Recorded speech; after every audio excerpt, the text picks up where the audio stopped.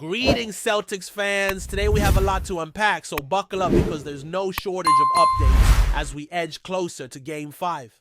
Injuries have been a big talking point lately, and today we are diving deep into who is available, who is still fighting their way back, and who unfortunately remains sidelined. But more than just health updates, we are also going to break down the adjustments made by the team between Games 3 and 4, especially after that crucial extra day of rest. With another day before Games 4 and 5, the big question remains: what tactical tweaks can Boston implement to lock up this series quickly?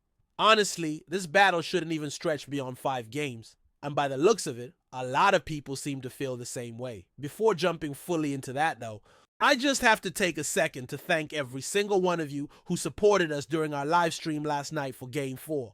We smashed through 49,000 subscribers, which is just mind-blowing when I think about where we started. From just 18,000 not too long ago to where we are now, this journey over the past 18 months has been nothing short of incredible. I appreciate every like, comment, and moment you've spent with us, and guess what?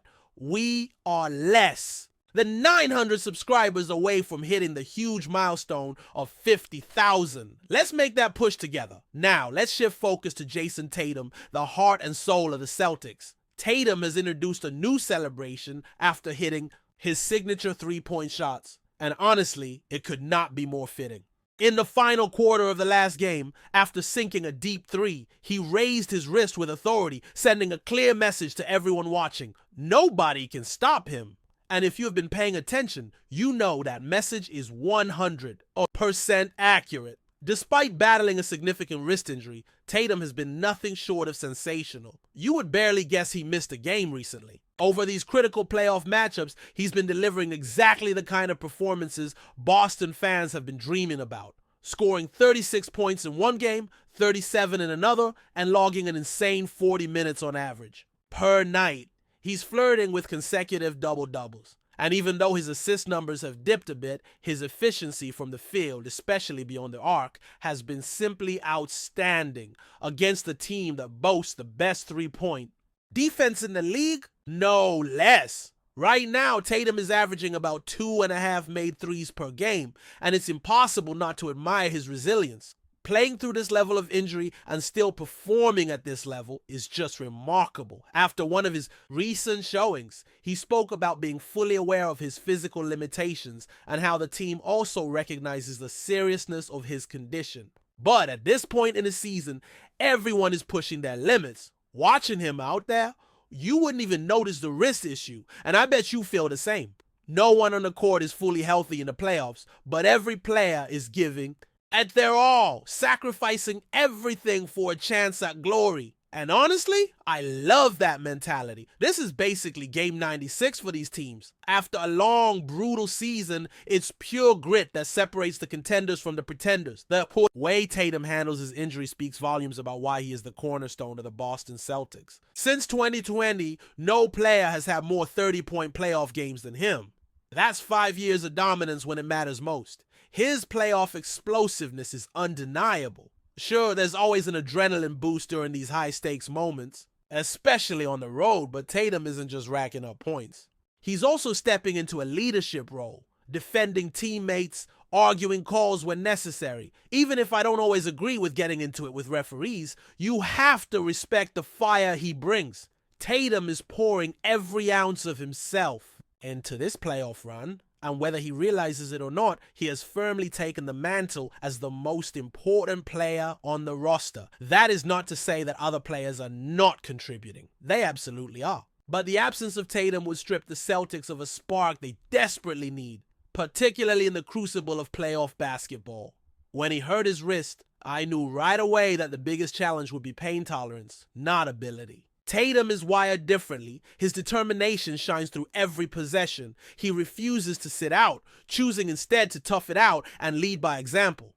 It's the kind of mentality that separates the good from the great. And we cannot forget, Tatum is not alone in his battle with injuries. Many of his teammates are also pushing through significant physical challenges. One player in particular had everyone expecting a strong comeback. This guy is a warrior, refuses to be kept down, and continues to fight through pain every single game.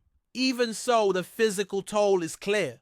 Another key contributor is battling multiple injuries. A serious bone bruise in his right knee dating back to the regular season, plus a dislocated index finger suffered during one of these playoff games. You could even see him clutching his hand mid-play, visibly uncomfortable but refusing to quit. Right now, that finger is still not right. He is managing simultaneous upper and lower body injuries, and yet he keeps producing at an elite level, averaging about 25 points per game and dropping 36 points when he had to shoulder the load alone. That's just unreal toughness. Meanwhile, another crucial piece missed 2 games recently, raising concerns about his lingering quad issue, which has been bothering him all year. To make matters worse, he needed stitches after taking a nasty hit to the forehead. So yes, folks, we are dealing with players competing with stitches, sore quads, dislocated fingers, bruised knees, you name it. The fact that they are still winning at this level is nothing short of heroic. And that is why finishing this series in 5 games is absolutely crucial. This squad can take the physical beating, no doubt about that. But dragging this fight into a 6th game would be playing with fire. Thankfully, I don't think it is going to come to that.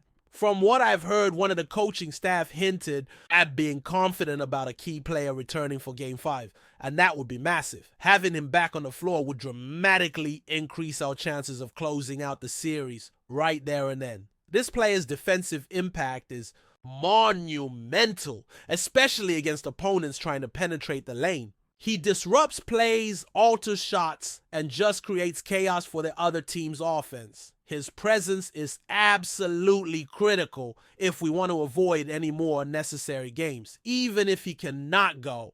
I still believe in the team's ability to finish the job, but with him back, our odds skyrocket. Another player's situation is also worth highlighting. His defensive ability changes games. His impact on opponents, especially their ball handlers and slashers, is significant, forcing them to adjust their attacks. If we can get him back on the floor, I feel a lot more confident about wrapping things up swiftly. Regardless, even without him, I truly believe this team has the grit, the focus, and the talent needed to get the job done in Game 5.